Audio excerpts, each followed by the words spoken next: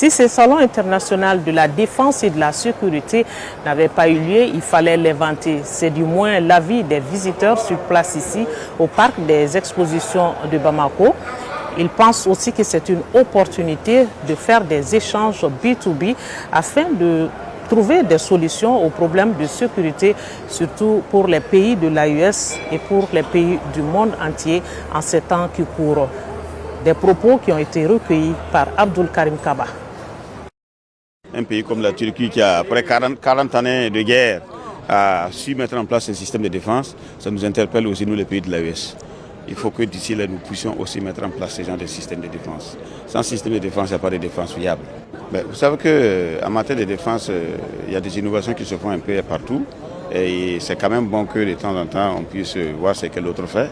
Et ça peut inspirer aussi pour que nous puissions évoluer dans ce domaine. Et puis, ce salon vient à point nommé actuellement où les mauvaises langues disaient que Bamako était pas invité les populations à quitter, ainsi de suite. Voilà, nous sommes là aujourd'hui à Bamako.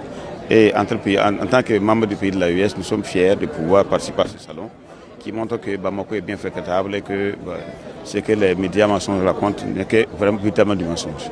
Bamex 25, c'est un lieu d'échange. C'est un forum à la hauteur internationale. Un lieu d'échange entre les décideurs, un lieu d'échange entre les forces de défense pour que l'Afrique, dorénavant, ne soit pas seulement considérée comme un spectateur cantonné dans les gradins d'une tribune, mais un acteur incontournable à part entière. C'est ce qui fait que nous devons conjuguer tous ensemble le même mécanisme. Le même mécanisme est avoir les industries de défense pour pouvoir défendre l'Afrique. L'Afrique appartient aux Africains.